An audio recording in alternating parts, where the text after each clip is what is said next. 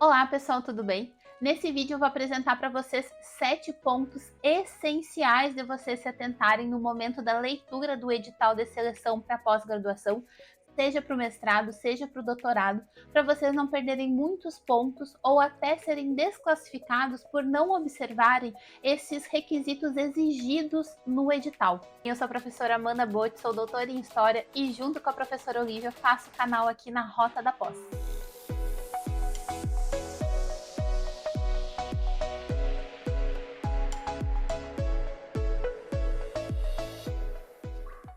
Nesse vídeo, gente, eu vou falar para vocês o documento mais importante para quem vai fazer uma seleção de mestrado ou de doutorado, que é o edital.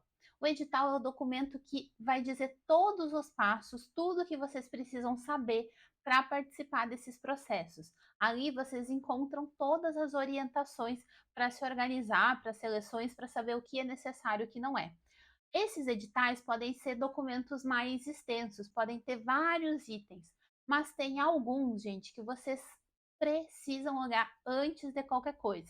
Vocês têm que saber todo edital, vocês têm que ler todo edital com atenção? Sim, mas esses são pontos que vocês precisam prestar mais atenção ainda, porque eu já vi muitos candidatos e candidatas que ficam para trás, que perdem muitos pontos na seleção e acabam não conseguindo ingressar por não terem se atentado a isso, e muitos que foram desclassificados por não prestarem atenção em algumas coisas que são até simples, mas que na correria do processo seletivo, né, tendo que fazer projeto, tendo que estudar para a prova, tendo que ver um monte de documentos, acaba não lendo esses pontos do edital com a devida atenção e perde todo esse esforço que fez para tentar entrar no mestrado ou no doutorado. Então vamos lá. O ponto número um que vocês vão procurar e vão sublinhar aí nos editais das seleções que vocês forem participar, se vocês forem participar de mais de uma, é a habilitação necessária, a habilitação exigida. Por quê, pessoal? Alguns programas, por exemplo, dizem que a pessoa pode ter formação em áreas afins. O que são essas áreas afins, né? Vocês vão ter que pesquisar o que eles determinam como áreas afins. Outros falam que pode ter formação em áreas específicas, por exemplo, você vai ingressar num programa de mestrado em políticas públicas e você pode ter uma graduação em administração, em sociologia, em ciência política, por exemplo. A habilitação necessária é a formação anterior. Então, qual é a sua graduação? Ou qual o seu mestrado? Isso, né, se você estiver indo para o nível posterior, se você estiver indo para o doutorado. Isso, gente, pode ser muito específico. Para a maioria das áreas, por exemplo, se você vai fazer um mestrado em geografia, você tem que ser formado em geografia. Se você vai fazer um mestrado em letras, você tem que ser formado em letras. Então, essa habilitação, ela precisa ser observada, porque o que adianta vocês se prepararem para um processo seletivo se vocês não podem nem concorrer para ele, né? Então, esse é o primeiro ponto que vocês têm que observar, verificar qual é a habilitação exigida no edital de vocês. O segundo ponto para prestar atenção são os documentos necessários para fazer a inscrição. Pode ser, gente, que para fazer a inscrição você já precise de uma série de documentos, mas é muito comum, gente, que vocês precisem do histórico de notas. Então, vocês vão precisar do histórico de notas da graduação ou do mestrado. Esse é um documento que é importante vocês terem ele físico e digitalizado e muito bem guardado. Por quê, pessoal? Porque se vocês perdem esse documento e tem que requisitar uma segunda via dele para a instituição onde vocês fizeram a graduação ou o mestrado, isso pode demorar bastante tempo. Em algumas instituições, isso chega a demorar por volta de 30 dias, às vezes 30 dias úteis. E aí, imagina se você deixou para juntar os documentos ali um dia antes de encerrar o período de inscrições. Você não vai conseguir ter essa segunda via em mãos a tempo. Por isso, gente, logo que o edital sai, ou até verificando os editais anteriores, porque eles não costumam mudar de forma substancial de um ano para o outro, vocês podem ter uma ideia de quais documentos serão exigidos. Mas o histórico de notas, gente, quase sempre. Então tenha isso em mãos. Se não tiver, vai atrás assim que possível, porque pode ser um processo demorado. É claro que varia de uma instituição para outra, mas pode ser um processo demorado para conseguir uma segunda via e sem esse documento, por exemplo, você não consegue. Outros documentos comuns são identidade, CPF, o seu diploma. Ou se você ainda não estiver formado, você vai precisar de uma declaração de que você vai se formar a tempo de começar, a tempo de fazer a matrícula. Isso também é uma questão frequente, tá? Os programas estão acostumados com isso, mas você precisa ir atrás porque pode demorar para conseguir. Então, veja no seu edital quais são esses documentos que você já precisa ter no momento da inscrição, né? Faça uma listinha para ir dando um check nesses documentos conforme você consegue reunir e organizar. E principalmente não deixe isso para a última hora. Uma questão aqui que para quem vai tentar um mestrado, mas antes não tinha uma experiência na pesquisa científica, né? E vai começar a tentar, é que você vai precisar ter um currículo Lattes. Para as pessoas que já trabalhavam com pesquisa, fizeram iniciação científica na graduação, provavelmente já vão ter um currículo Lattes cadastrado. Mas quem não tem vai ter que preencher, vai ter que ir na plataforma Lattes, vai ter que preencher todos os dados ali, o que pode demorar algum tempo. E esse currículo tem que ser publicado. Então não deixem isso para a última hora, né? Eu sei que a gente está muito preocupado nesse momento para dar conta do projeto, para estudar. Mas não adianta vocês se dedicarem a isso se depois vocês não conseguirem se inscrever, não forem ter a sua inscrição homologada por não terem todos os documentos. Então, atenção aos documentos que são solicitados para o momento da inscrição. E falando em inscrição, nós chegamos ao terceiro ponto desse vídeo. Mas antes disso, eu vou pedir para você deixar o like nesse vídeo, se inscrever no nosso canal se ainda não for inscrito e deixar aqui embaixo se você tem mais dúvidas sobre editais, sobre seleções de pós-graduação, para a gente poder atender as suas dúvidas nos próximos vídeos. O terceiro ponto, então, é sobre o período de inscrição. Por quê, pessoal? Essas inscrições vão sempre ter um período, pode ser de um mês, pode ser de 3 semanas, pode ser de 2 meses. O período de inscrição ele varia muito de um programa de pós-graduação para outro, mas vocês precisam se atentar ao dia que ele termina.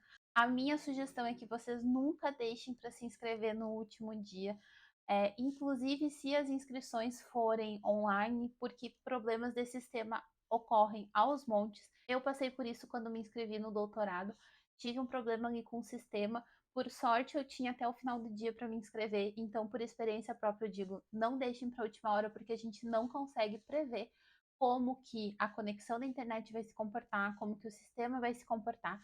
Então, procurem fazer pelo menos um dia antes. Esse é o primeiro ponto. O segundo ponto, além de cuidar o dia em que as inscrições se encerram, prestem atenção no horário. Muitos editais vão colocar como horário 17 horas, 20 horas.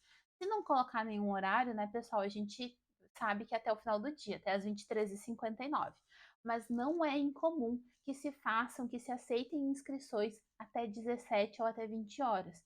Imagina se você chega lá às 20 para sentar na frente do seu computador e fazer a inscrição, e aí vai ver o sistema está fechado, ou a inscrição é por e-mail, você manda o e-mail, essa inscrição não é homologada porque o e-mail foi enviado depois do horário estipulado como término das inscrições.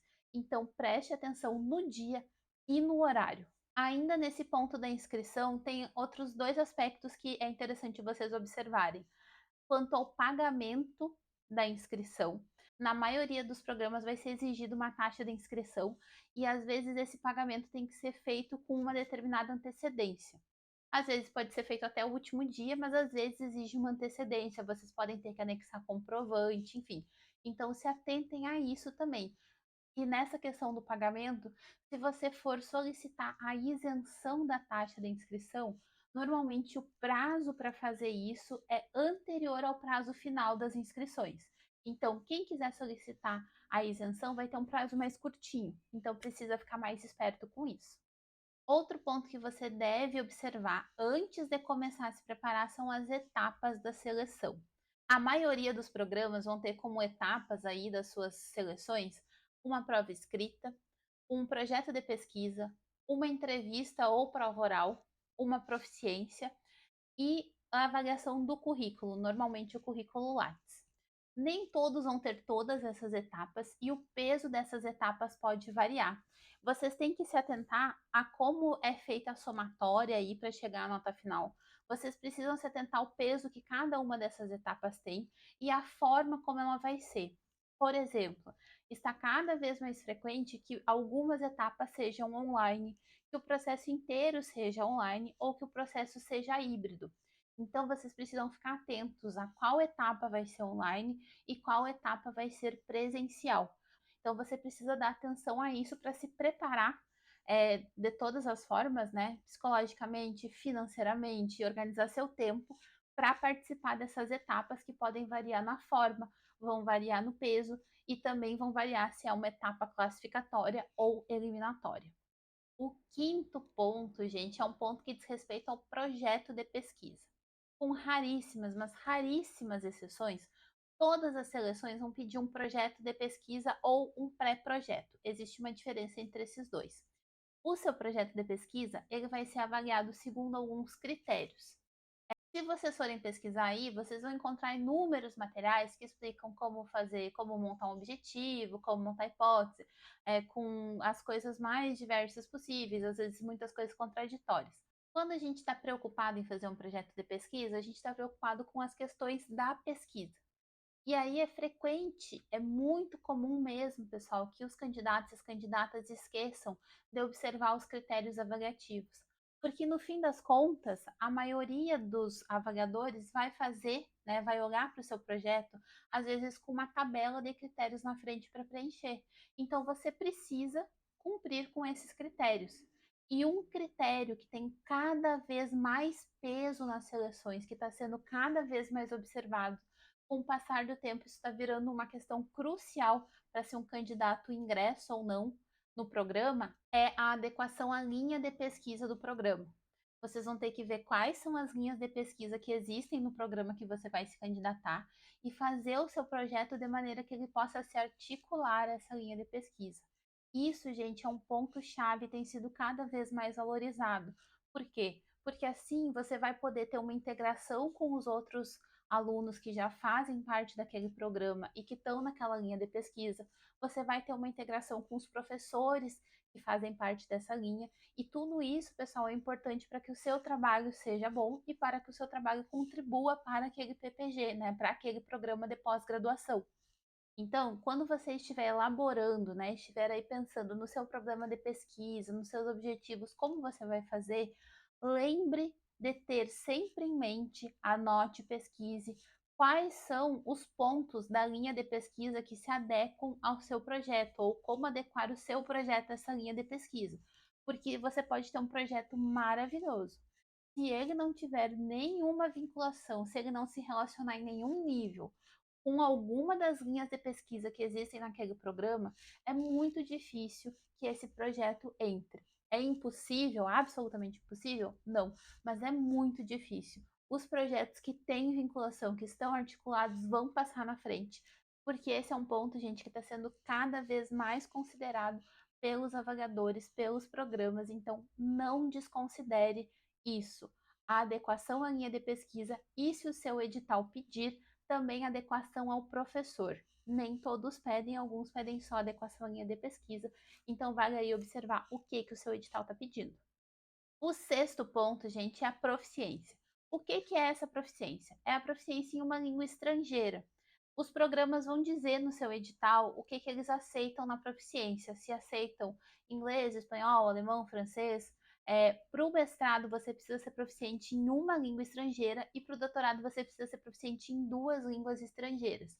Por que você tem que prestar atenção nisso no edital?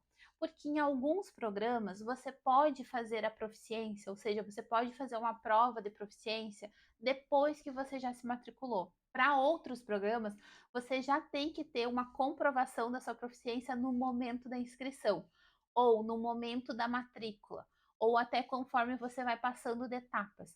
Então, em alguns programas, a proficiência é até uma etapa da seleção. É uma etapa, obviamente, eliminatória, né? Se você não atinge a proficiência, você é eliminado da seleção.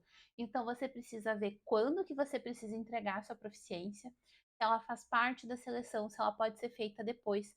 E mais do que isso, como que pode ser essa prova de proficiência? Alguns programas, pessoal, vão especificar, ó, para comprovar a proficiência, tem que ter feito em uma dessas instituições a prova. Para comprovar a proficiência, vale essa e essa prova. Então, essas coisas, elas costumam ser bem especificadas. Então se atente a isso, não adianta você fazer uma prova de proficiência numa instituição que não vai ser aceita pelo programa do qual você está participando da seleção. E agora chegamos ao último ponto do nosso vídeo, e esse ponto diz respeito aos recursos. Recursos que você pode submeter, que você pode recorrer aos resultados das etapas da seleção. Por que eu trouxe esse ponto aqui, gente? Porque os prazos para recursos costumam ser muito curtos. Então, por exemplo, a sua inscrição não foi homologada, né? A sua inscrição não foi aceita por algum motivo e você quer entrar com recurso e dizer: não, olha, mas eu mandei todos os documentos, está tudo aqui. O prazo para isso costuma ser 24 horas, 48 horas. Os prazos são realmente muito apertados. Então você já tem que se atentar, você tem que saber quais são os prazos. Às vezes os candidatos ficam ali empatados e um passa para a próxima fase e o outro não. Às vezes é um equívoco que ocorre ali, você quer entrar com recurso e dizer, olha, se eu estou empatado com a mesma nota, eu também quero passar. Essas coisas, gente, podem acontecer, mas vocês têm que saber que prazos para recursos, eles são muito pequenos. Então, se houver a necessidade, por qualquer motivo que seja, de você entrar com recurso, você tem que olhar imediatamente porque o prazo vai ser curto.